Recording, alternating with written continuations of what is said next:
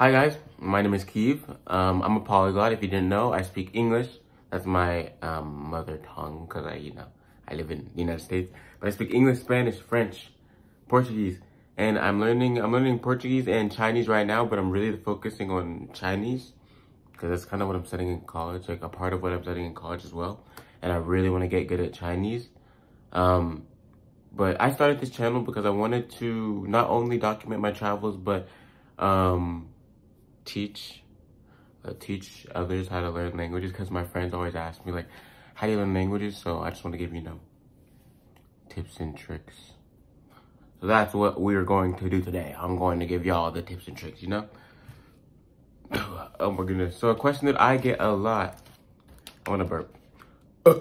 Sorry.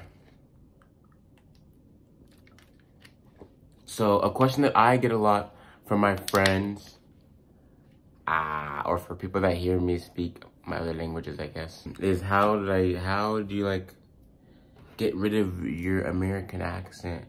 Or like, how do you get your accent so good in your foreign languages? Because I feel like I don't know, I take a lot of time and effort, and like I want to sound as authentic as possible when I'm speaking. So I feel like I do. I feel like I spend a lot of time on that, working on my accent. So I'm gonna give y'all some tips and tricks. I have it written down. I'm gonna give y'all some tips and tricks on how to get rid of your accent when you're speaking Spanish, and specifically, when you're speaking Spanish specifically, from an English speaker to a Spanish speaker. So here's some general tips and tricks first. So this first one, basically, when watching YouTube and Netflix, copy what is said exactly as it is said.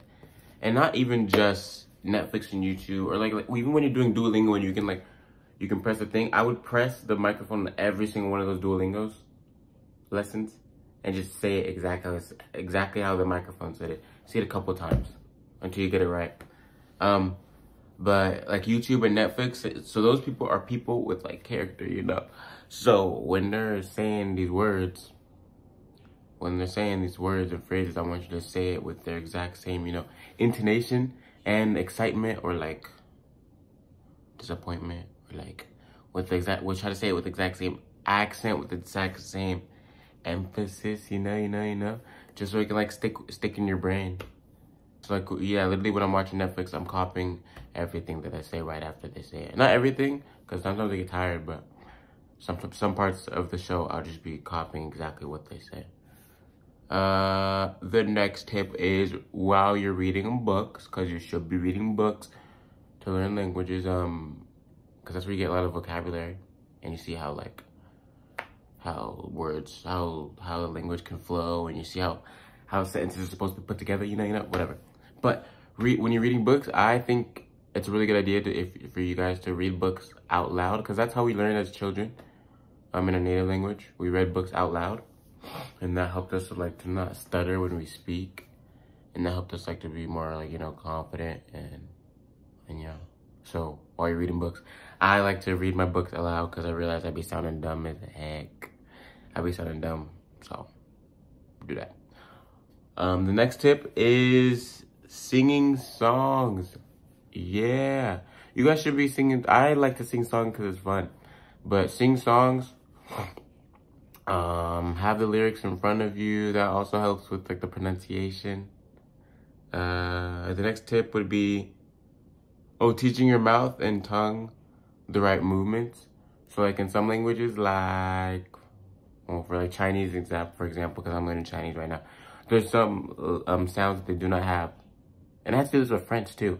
So you would go on YouTube and search up how do you make these sounds, and there's literally videos of people showing exactly where the tongue needs to go, and all you have to do is just put the tongue there and blow the right amount of air, and you'll make the sound. You know what I'm saying?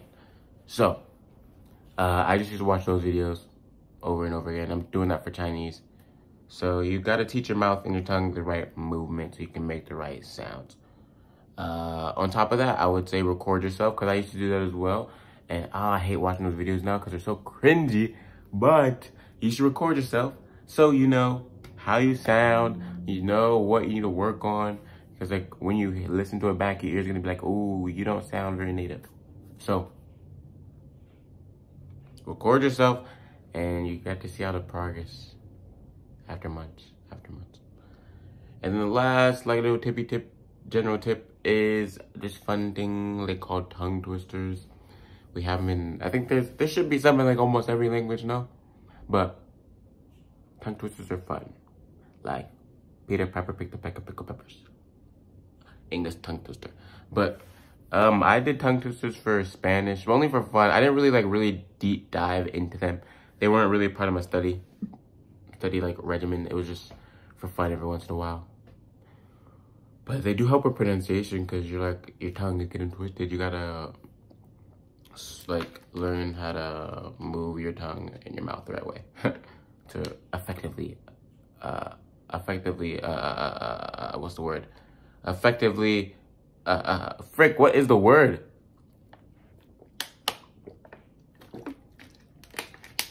Effectively produce the right sounds, you know what I'm saying? Okay. Here is some more.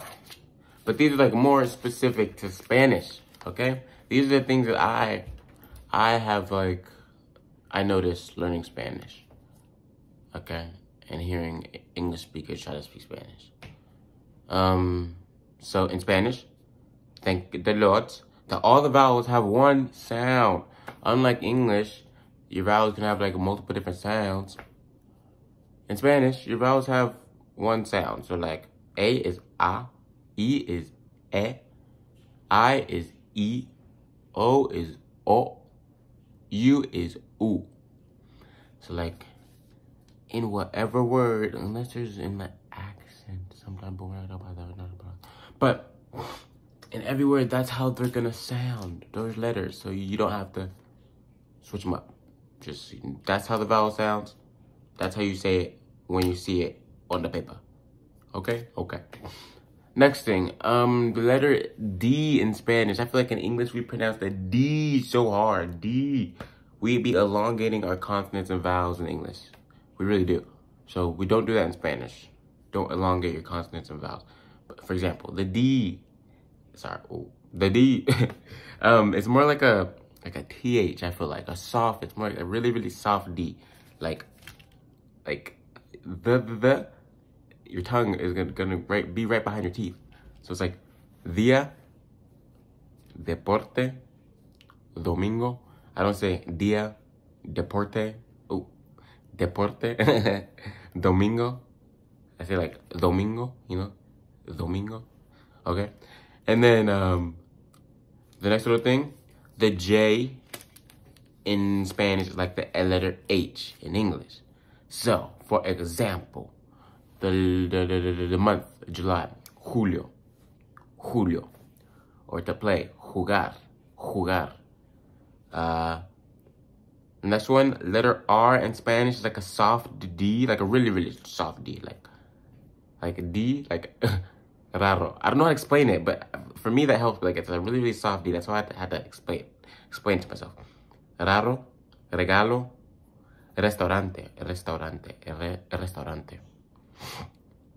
And then obviously when it's a double R, when there's two R's, you gotta roll your R's, and that's very hard for a lot of English speakers. And it was hard for me as well. So what I had to do was I found a tongue twister actually, and I just said that over and over again for days. And I think eventually I just got it. But the trick with the double R is you have to be like, your mouth has to be extremely relaxed. So I think this was the tongue twister that I used. It's next one. Letter H is silent. I can't even freaking think of any words with the letter H right now, but just know when you see that letter H, it's silent. Like honesto. Boom, that's only the word I can think of right now. But H is silent. Do not be H is silent. Okay. And the last tip. I feel like I learned these little tips from like sing-songs. because they were like, they be shortening words. So like things can rhyme and things can flow, you know what I'm saying? So you got to learn how to shorten words as well.